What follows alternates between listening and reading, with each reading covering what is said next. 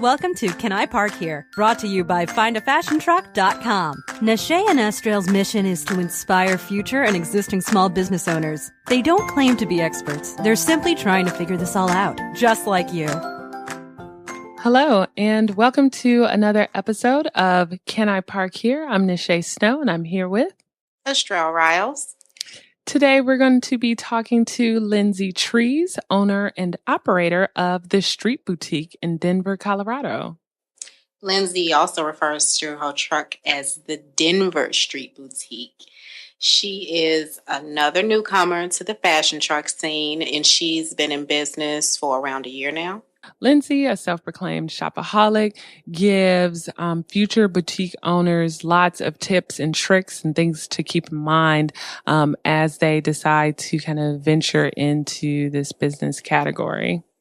She's always wanted to be in the fashion industry and own her own store. So she shares her journey through finding the perfect truck for her. This is a really good episode, but before we begin, we just want to let you know that we also put all of our episodes on YouTube. They are audio only, but we have the picture there. So if you're a YouTube person, please subscribe to our YouTube account, Find a Fashion Truck, to find videos of podcasts, videos of the Feature Truck Fridays, and soon you may see videos of just Estrell and I also covering a variety of business topics. Here we go. Hello, Lindsey. Thanks for joining us on an episode of Can I Park Here? We really appreciate you taking the time to talk to us. We're going to start out with just having you tell us a little bit about your background and how that led you to opening up the Street Boutique in Denver. Sure. Yeah. Well, I've actually, I'm kind of a self-proclaimed shopaholic. So that's the extent of my background in fashion per se. I was a fashion merchandising major when I was a freshman in college back in Nebraska. But I quickly moved into the business college and then spent, a good 10 years all over the corporate world, everywhere from management consulting to software sales to commercial real estate. So I was, really all over the business side of the world. But I'd always wanted to own my own store. And I just have always loved shopping, loved fashion. And it was always something in the back of my mind. But as I know is common with a lot of truck owners, the cost of getting a brick and mortar up and running and the retail hours that you're tied to, it was just daunting. And so I stumbled upon this concept of a fashion truck about a year ago now. It was last April.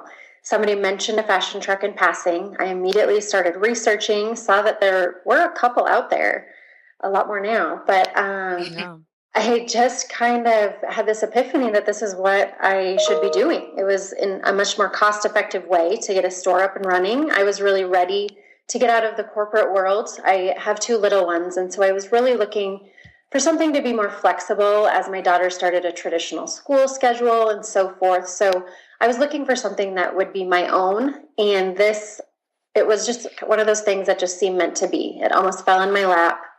We quickly started researching. I brought the idea home to my husband. He was all about it because he's heard me talk about wanting a store forever.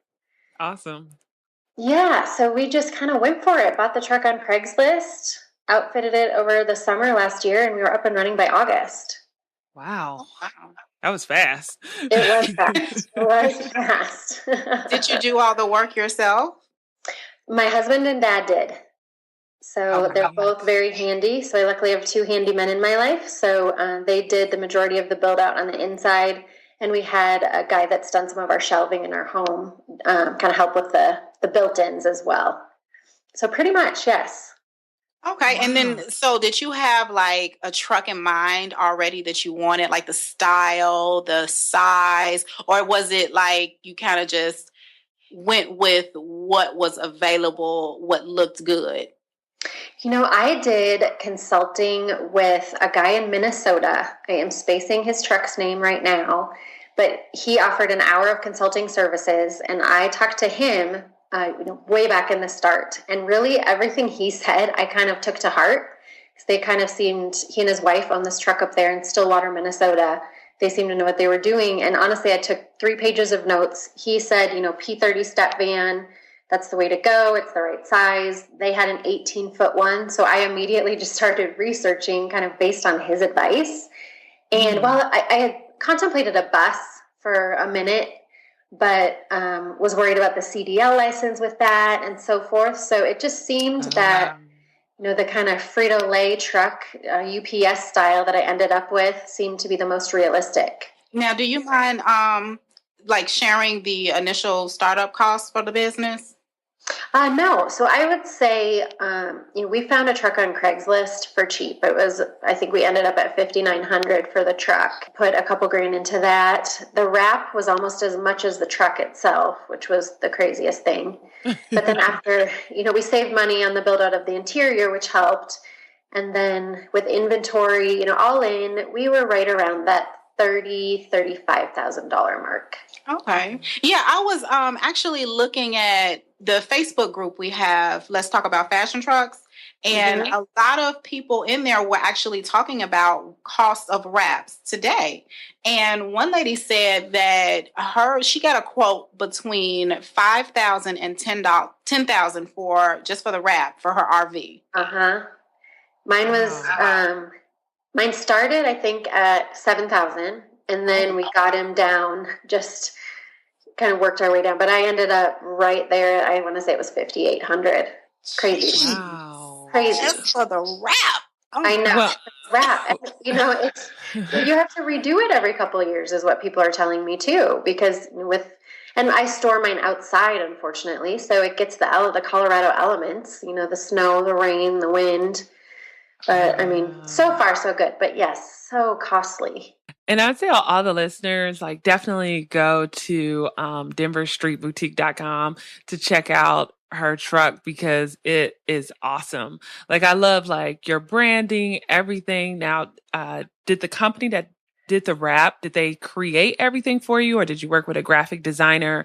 And then once the graphic designer and you decided on what the logo would be, then you just gave the proper files to the wrapping company? Exactly. Yep, the latter. So I worked with a graphic designer, gave her kind of an initial sketch, I would say, that I kind of came up with, but I'm no artist, so it wasn't much of a sketch, but gave her a general idea. She drew up a bunch of different sketches to start, kind of because I knew I had the vision of a lady in a dress, kind of that thing. And she went with that and did all sorts of different spins on it. And, after multiple go rounds, we settled on what it is now, just kind of simple, long wording with the single dress in the middle. And so I had all of that worked out when we went to the wrap. And I knew I wanted it to be kind of that Tiffany blue color on the outside as the background. Mm-hmm. Some people kind of fought me on it, not thinking that the pink would pop enough against it with the wording. But we found, the wrap people really loved the concept and the color scheme on such a big vehicle. So they found the right combo that really worked to make it pop. And here we are. That's great. It looks great. And then I also like your website too. So did you do the website yourself, or did you also get a professional web designer to put everything together for you? I did use a professional web designer. I started out doing it myself and quickly realized it. I realized that I wanted it to be more than I could make it, or that I had the time to devote back then. I was still in the corporate world trying to get the truck up and running. So I did in the end decide to outsource that. So he got all of that set. We picked the motif, or for lack of better wording, for the website. And I provided pictures and content, and he just did a great job in making it really user-friendly and fun. You did a great job. And I just wanted to quickly point out to the users, this is in the perfect world. If you can get your logo done by a graphic designer, your website done by a web designer, and everything, branding wise, professionally done, it really does give your company a very polished look. And I think when they go to your website, they'll see that, because I'm a graphic designer by trade. So I'm a complete design snob, and it looks really, really She good. is. Oh, awesome. Yeah. And I was gonna ask if you knew what theme the web designer used, because I'm like, Nashay knows that I love the websites with the edge to edge photos. It just makes everything pop. So it's WordPress, and then it's Hazel. And I think there are a few different versions of Hazel, but the theme is some version of Hazel on WordPress. Yeah, I like it. So how has your first year been? Because what we've heard from fashion truck owners is usually the first year you're just getting your feet wet, trying to figure it out, find out like what events you can go to, getting permits and all that good stuff. And then the second year is when you begin to really turn a profit. So you're coming up on your first year. So how's that been going? You know, a lot of highs and lows. I'm not going to lie. It's been an adventure for sure. And I think good for me, I kind of got into this with blind eyes, where I just thought this was going to be great and it was going to work. I didn't question that it wasn't going to work. I knew that this was just what I was supposed to do. So I just started it and went for it, and without realizing, everything that goes into it, from driving the truck alone to maintaining the truck, figuring out, when things go wrong, or washing it and all of that, let alone the inventory management and working with vendors on shipments and the books, the accounting, and just the logistics of everything, where, like you said, figuring out where to park, and is it okay if other fashion trucks are in the area to park close, and so forth. So, it's still a learning experience, but in all honesty, I feel like I got in at such a great time. I was the 5th truck in Denver. I think that's right. But I was the first women's boutique. So the existing, so I kind of still have that niche too, where it's great. Where the others, there's a vintage truck, there's one men's and women's that's in a bus, a little more of the hipster vibe with the vinyl records and candles and local artists and so forth. Another, the Denver fashion truck, is all local artists as well, local goods, Colorado flair, vintage items. And there's one more truck similar to that as well, more men's and women's. And then a new one that just started that is also men's and women's, but kind of a different vibe there. But those are all of us in Denver proper. And so I'm still the only one that's really, a women's clothing boutique, where I almost view my competition as more of the brick and mortar boutiques in town than the other trucks, which is great. No, that's perfect. It is. And, on my note of getting in at the right time, those other trucks really befriended me, which I feel so fortunate for. Everybody has been so great. And so here in Denver, we even have, what we've kind of termed a little Denver Mobile Society, where we'll do monthly pop-ups at various offices and office spaces, or, coordinate which festivals we're going to be at through, the start of the festival season here now. And it's just great to have like-minded business owners to collaborate with and work with, and just not feel competitive, not feel like, we're butting heads to get ahead of each other. It's more we're working together to make each other better and stronger. Yeah, that's good. Now, have you guys, any of the trucks that you affiliate with, have you guys ran into any issues with city legislation or parking restrictions, that type of thing? We're pretty lucky in Denver right now. For the most part, the only thing I've gotten is a ticket for being in a meter for too long. So right now we can kind of park wherever. You kind of have to be careful more with the brick and mortars that are around. It's kind of more of those folks that are fighting the trucks than it is the parking enforcement. How do you pull this truck up here when I have this brick and mortar that's been here for 20 years? Right. As long as you're conscious and don't pull up for me, I don't pull up right next to another clothing store, then you can avoid some of that. Now, where do you park the truck when it's not in use? I have a storage facility that's about 5-10 minutes from my home. That I just park it in a gated lot. No, that's great because I remember when we first started, I read about like someone's truck getting broken into, and I was like, that would just be horrible. So I was wondering about that because it seemed like some people keep it like on the street or in their driveway, and then other people keep it in the storage. But it seems like the storage area is like a little bit more secure, especially if you still have items in there. Right. And I guess it kind of depends on how big the truck is too. Because then that would, like, if the bigger it is, the more difficult it is to find some place to leave it, Exactly. Mm-hmm. And I have a big truck. It's pretty big. So I do keep it at my house every once in a while if I have a late event or an early morning event and that kind of thing. But I mean, to be honest, I don't sleep well when it's here. I like knowing that it's secure, and not that I live in a bad neighborhood by any means, but, there is always that risk of just, even the vandalism on the outside of that wrap is almost what I worry about more than it getting broken into.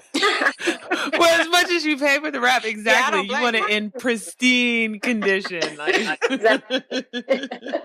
If it were me, I'd probably try to cover it every night. Now, so you talked a little bit about the items in your truck. Like, what are some of the best-selling items? Is it primarily only women items? Do you also sell children items? And, what kind of style of women clothes do you sell? I would call it on trend, trendy items straight out of a Style Watch magazine is what you're going to find in my truck. Maybe not the exact brands, but, if you see plaid is a trend right now, I'm going to have a plaid skirt, a plaid scarf, a plaid shirt, and, plaid tank top, that kind of thing. Mm-hmm. Where I've always shopped that way. I've always kind of been on top of the trends and just love fashion forward items.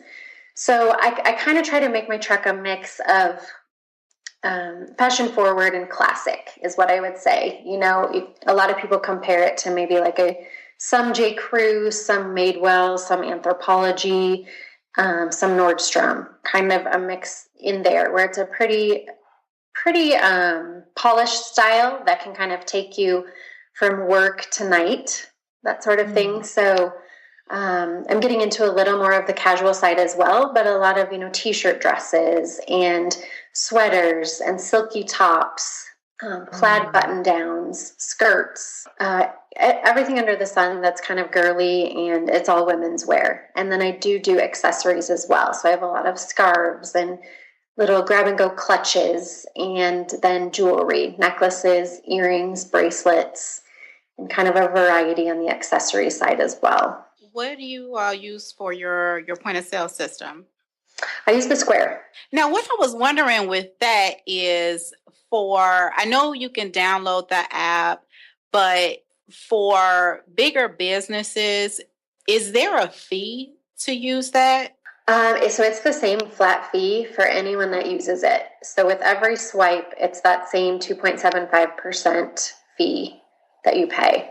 I was just going to ask you a little bit about like how you market yourself, because it seems like you've done like very well in some of some of the social media, which can be tricky, especially since everybody is just starting to understand what fashion trucks are and what they do. So how have you been able to get interest in Denver and probably even other places in the U.S., just get people to follow you on some of your social media accounts? Yeah, well, I think I've just been lucky that I've had such great support in, friends and family and kind of my sphere of influence with old coworkers and friends of friends and acquaintances, where I felt so blessed when I was getting into this, because I had so many people just say, wow, that is really what you should be doing. That's amazing. And so I feel like it kind of generated buzz, and even out of state people and everything, where I was getting those likes on Facebook that add up, and then other people see it and say, oh, what is this all about? And it kind of goes back to the other trucks befriending me and getting in at a great time here in Denver, where I thought starting in the fall would be kind of a slow time, but we have such beautiful falls here and just great festivals where I immediately was exposed to the community back in the fall in September and October at a much faster pace than I thought I would, just because we did have so many opportunities. And then it's just kind of spiraled from there. Obviously the more events you do, the more you're out in the public. And I really try to get to downtown Denver about once a week to get all that foot traffic that's around over the lunch hour, and to hit different neighborhoods here and there on the weekends, just to kind of generate buzz in different areas, get people coming out of their office and telling their coworkers and that sort of thing. So I haven't done anything monumental by any means. And to be totally honest, social media is my Achilles heel a little bit. I feel like maybe I'm a little too old for it or something, but I've tried. But it's one of those that is just so necessary in this day and age. And so I try to keep up with it as best I can. But so I appreciate you saying that I've done a good job on it. No, because I mean, if you think about it, like it's been really almost like a half a year. And so I was just looking on your sites right now, and, you have almost like 600 on Instagram and 1,000 on Facebook. And I'm assuming, because, I've been to Denver, when it snows, you're out of commission. So you still were able to buy, get a decent following in this 6-month-ish or 8-month-ish period, with being out of commission, maybe, I don't know, for 3-4 months so. Right. No, I appreciate that. And, that's kind of the well-kept secret about Denver too, is we have so many 70-degree days in January and February, where as much as I'm out of commission, I can kind of pop up here and there. This was my first winter, obviously, so that was a learning experience in itself. But just knowing that we have kind of those breathers of sunshine and warm days when people are milling about, you can definitely sneak out and get some of that business in January and February that you may not be able to elsewhere. I see you do fashion consulting as well. Is that a service that you charge separately for, or is it included with any customer that comes onto the truck? It's really just included, just as you say. Anyone that comes on the truck, it's pretty unofficial, but it's something that I've always loved to do, is help people dress themselves. So it's just kind of an unofficial way to do the style consulting. And I have people come on that'll say, I'm looking for something for my trip to Hawaii, or I have my sister's bridal shower next weekend. And, I love working with stuff like that, getting to know people's sense of style, pulling items for them to try, and kind of pushing their limits a little bit too, getting them out of.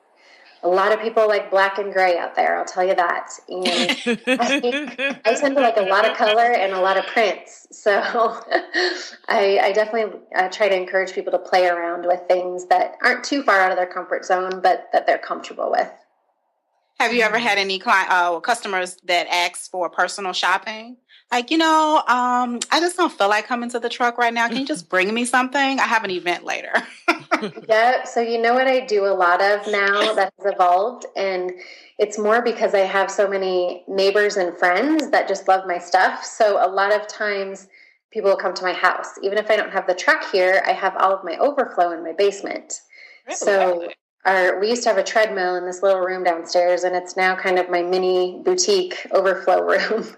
So anything that hasn't hit the truck, or if I have overstock on something, it's down in my basement. So it has turned into more than just friends. It's friends and acquaintances that are now starting to even just pop in on a Tuesday where I may not be taking the truck out, and just do some shopping in the basement. And it works out wonderfully. Everybody seems to be happy with it so far. So I'm kind of looking into developing a little more on that end to bring in, more revenue from that without even having to take the truck out a few days a week. Now, are you thinking about going into online sales and eventually doing a brick and mortar, or do you think like you will solely focus on the truck, like the fashion truck? Great question. I think I know I'm getting my online store up and running as we speak. I mean, it's a work in progress. We're kind of working on the back end of the website right now. But that is my big thing that I want to focus on, just because I'm from out of state. I have so many out of state friends and family that they're chomping at the bit to be able to shop in the truck. So that's part of my motivation there. But it's also too, as I'm sure you know, when you're in the truck and some people find you and they always ask, where can we find you next?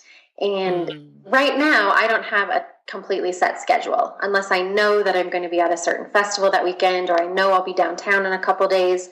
Sometimes I can be hard to track down a second or third time. And so I do want people to know that if they're still thinking about that shirt they tried on but decided not to buy, they could get online and quickly buy it. That kind of thing I think will be huge. But that's what I want to focus on, is the online and the truck. And I truly don't see myself developing into a brick and mortar, only because I want to keep it what it is and really focus on why I got into it, which was to be more flexible, to have it be mine, and to be able to spend more time with my family. Yeah, it's like that freedom seems awesome. Are you going to have your inventory online separate from the inventory in the store, in the truck, or are you going to have them together and just find a POS that will link them together? So the Square can link through certain avenues. So I think I will have it all together. That is going to be a complete work in progress. And I'm pretty sure that I'll be having most of the same items on the truck that will be online. That's my thinking right now. But as I really get into it and start uploading everything, that may likely change. But that's kind of my goal, is if someone sees something on the truck, they would be able to go online and buy it.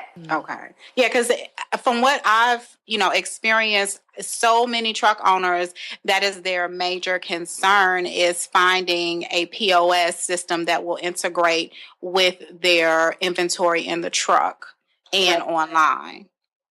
Yep, and that is definitely, what we're kind of tackling right now. And it's actually my website developer that's kind of doing that back-end research for me right now, just seeing how we can tie in that Square and what programs work best with it, and to see if it truly is integrated or if it really is separate and kind of a makeshift integration. So I'll keep you posted as I have more info on that. Yeah, and it's good that you have a developer as well, because that can work wonders. Having a developer on hand. Exactly. Believe me. Exactly. Yes, for sure. She uses and abuses her faux developer, which is me. That is awesome.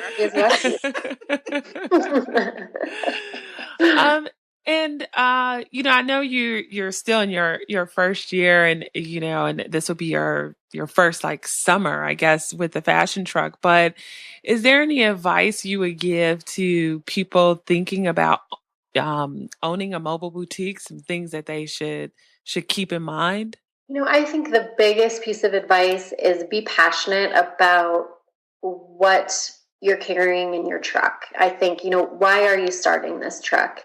I think you have to start with a lot of passion for getting out there with, whether it's a children's truck, whether it's all, local artists that you want to just get out there on the streets, whether it's like me, of always wanting to own, kind of a fashionable store.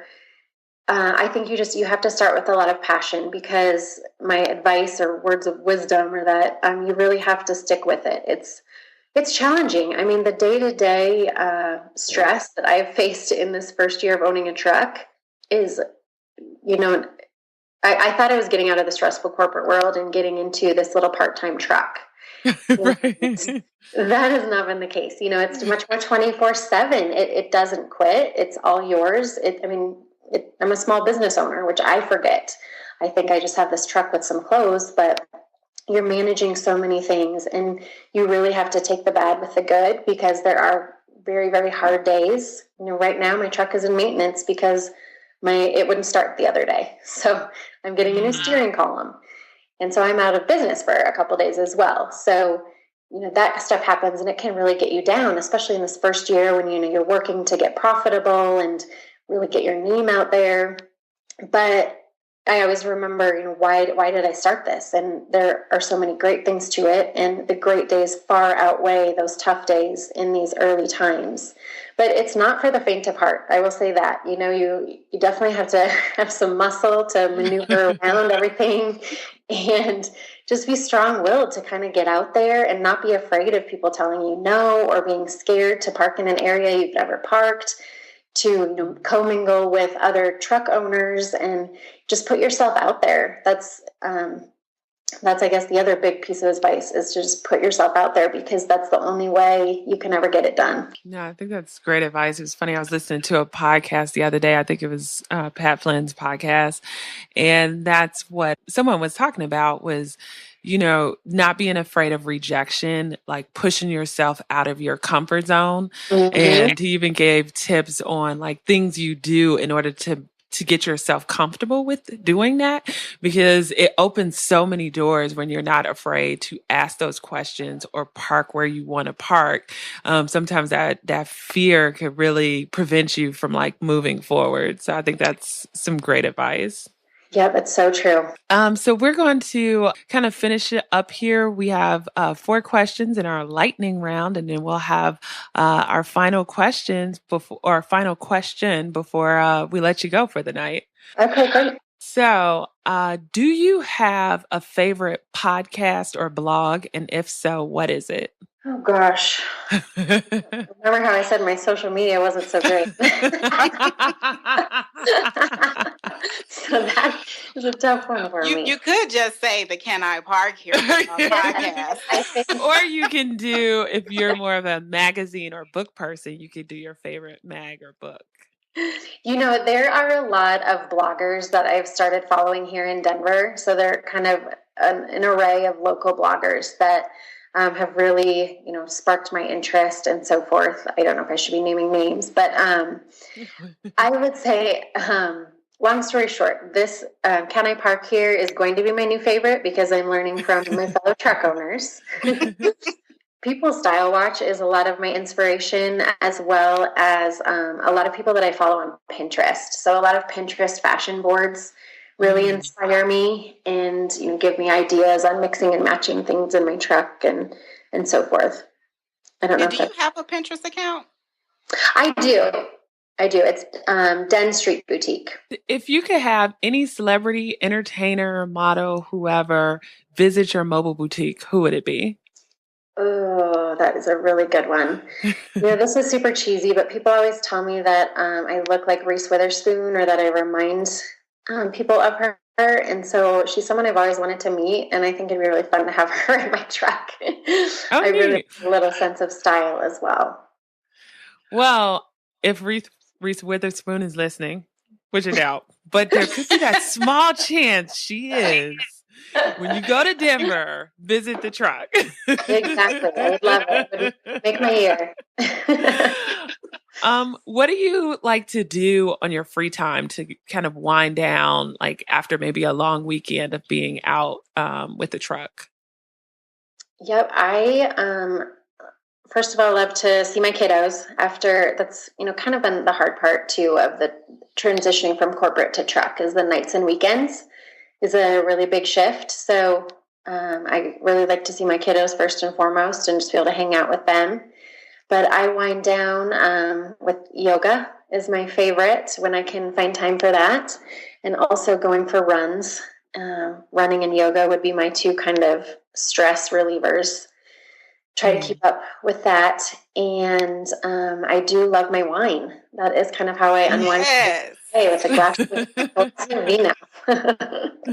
And then Android or iPhone, and what's your favorite app? I'm iPhone. Not that, I wouldn't say I'm totally married to it, but it's just easier. All these devices tied together. That's what I can say. And my new favorite app that I just used for the first time tonight is Instacart, the grocery delivery service. I don't know if this is just a Denver thing, but it is about to change my life, because running around and grocery shopping is sometimes the last thing I get to. And so I just downloaded Instacart yesterday and just had my groceries delivered this evening. No, I can say I number one, I can't really cook, and I hate going to the grocery store. The Safeway in this area just started to deliver in my area, and it's just like a lifesaver. It saves like an hour of time of you walking around, and you could have them delivered to your store next to nothing. I mean, I think here, if you purchase over $100, the delivery is free. So it's just amazing. But we'll definitely put the app you mentioned in the show notes. All right. Now, so for the final question, What would you attempt to do if you knew you could not fail? That is a great one. I think I would franchise the truck. Ooh. And that is something that my husband really has had on his radar from the second we started this. And I've just always said, one day at a time. Let me figure out where I can sell, who my customers are, and let me get a decent base. Let's start this and that. But I think, getting online up and running and then franchising, so it's my truck in different cities where I can eventually at some point just have trucks all over where I'm doing the buying and managing. And I think that's a really big animal, but I think that would probably be it. That sounds awesome. Amazing. Well, thank you for coming on the podcast. And are there any links you want to share or any special events that you want to tell our listeners about, especially if we have any listeners in the Denver area? Definitely. The Big Wonderful will be kicking off on May 2nd. So any Denverites that aren't familiar with that event, it started last summer and is only going to be bigger and bigger this year. May 2nd is the first Saturday, and then it will be every Saturday throughout October.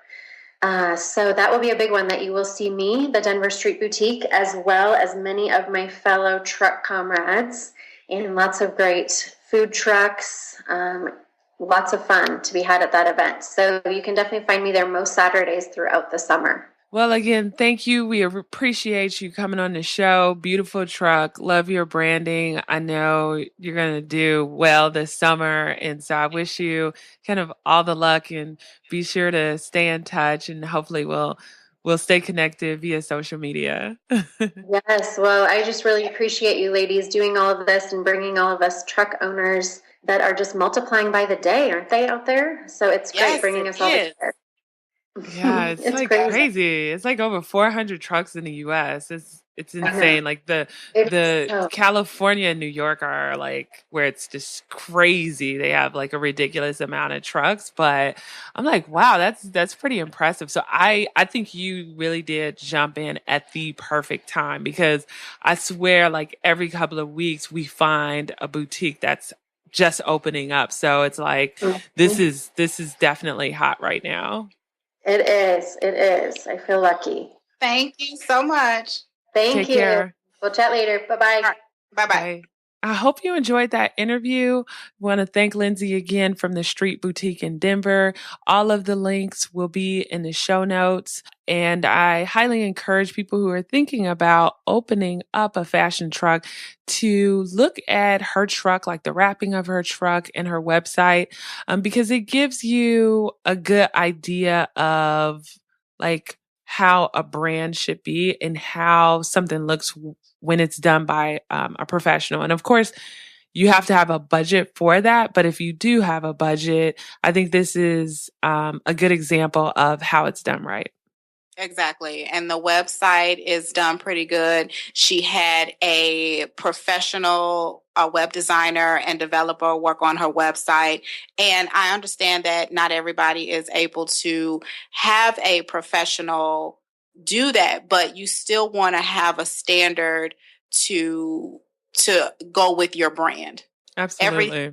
It's all about branding. So she done a great job with hers. And I think that, her business is going to take off and flourish, and she's going to be able to get that franchising opportunity that she wants in no time. Yeah. So please rate us on iTunes, and hopefully since you're listening to this, you're already subscribed to the podcast. And if not, please subscribe. But we hope you enjoyed it, and we're trying to get on the new and noteworthy. So your ratings will help us get there. Thank you in advance if you decide to do that for us, and take care. All right. Bye.